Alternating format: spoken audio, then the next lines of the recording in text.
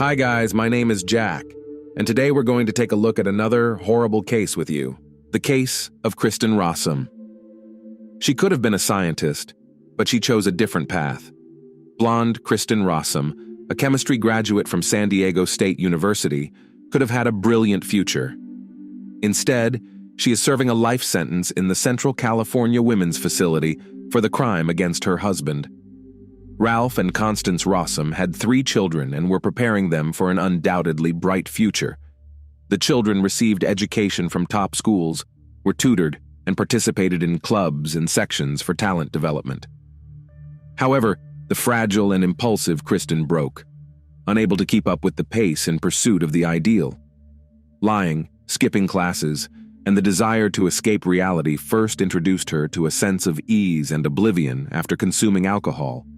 But soon, alcohol stopped providing the desired effect of tranquility, and she became dependent on the controlled substance methamphetamine. Methamphetamine, meth, is the most addictive illicit substance in the USA. It causes paranoia, clouds judgment, euphoria, and hallucinations. Kristen's erratic behavior and detachment from real life caught her parents' attention. After a long conversation, she admitted that she had been addicted to the substance since high school. This behavior was a severe blow for a family of university-educated professionals. After several months of numerous conflicts with her parents, 17-year-old Kristen secretly ran away to Mexico with friends for a holiday. There, she met a man by chance. Tall, handsome Gregory de Villiers, 7 years her senior, seemed like an angel who would save her. And he did. Greg fell in love with the bad girl. He took on the role of a parent and responsibility for her well-being. With Greg's support, she managed to get a job at a local forensic department as a toxicology assistant. Her skills impressed the employer. Her addiction was forgotten, which worked in her favor, as her job in toxicology provided access to seized controlled substances. As a forensic assistant, Kristen graduated from university with honors. Her teachers and employer praised her, handing her the Best Student Award, unaware of the reasons for her love of the chosen profession. Her relationship with Greg lasted about 5 years and ended with a grand wedding on June 5, 1999. Kristen's parents adored Greg and were at ease for their daughter, as she had climbed out of the pit of dependency and confidently stood on the road to a promising and happy life. In March 2000, Kristen was hired by the San Diego County Medical Examiner's Office as a toxicologist. A toxicologist analyzes body fluids to detect controlled substances. Gregory was working in the biotechnology industry at the time. Kristen quickly grew bored with her monotonous life and began seeking excitement elsewhere. She found an opportunity with a new colleague, Michael Robertson, who had been appointed as the department head. He was married, but that didn't stop a sudden infatuation between them. They couldn't keep their relationship secret for long. Greg found numerous letters exchanged between the secret lovers. The marital relationship deteriorated, but Gregory still hoped to save the marriage, knowing his wife's weaknesses and trying as hard as ever to save her.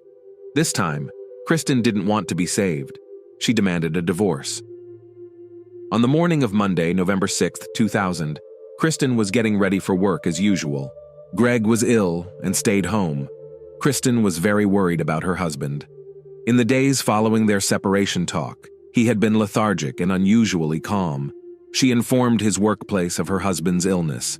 She also visited him during her lunch break. Greg was asleep. At 9:22 p.m. that same day, Christine called emergency services to report that her husband, Greg, was not breathing. He had most likely committed suicide because he was home alone. The woman cried into the phone and did not listen to the dispatcher's instructions to examine the body and possibly administer first aid. Police officers and paramedics arriving on the scene at 10:19 p.m. pronounced Gregory de Villiers dead. He was lying on the bedroom floor with his torso exposed, surrounded by scattered rose petals.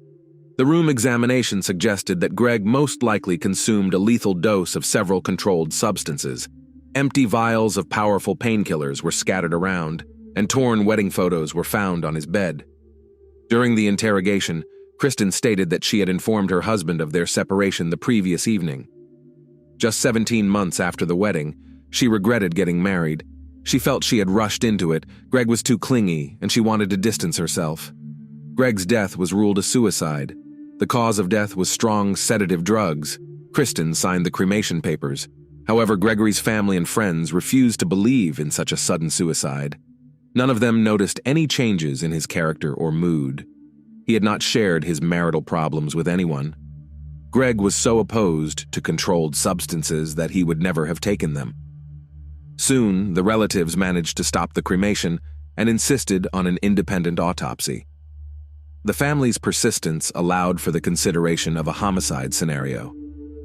Soon, toxicological tests revealed that Gregory's body contained an extremely high amount of fentanyl, a pain reliever 150 times stronger than morphine, along with lesser amounts of clonazepam and trace amounts of oxycodone, known as hillbilly heroin.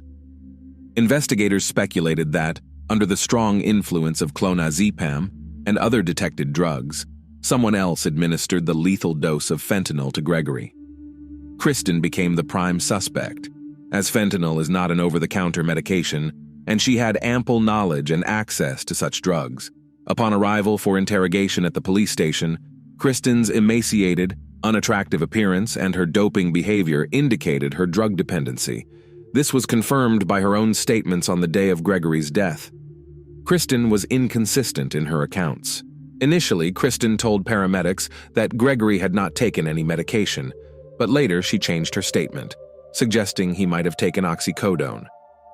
At the hospital, Kristen told a nurse that Gregory might have overdosed on oxycodone. Oxycodone is similar in effect to codeine-based drugs.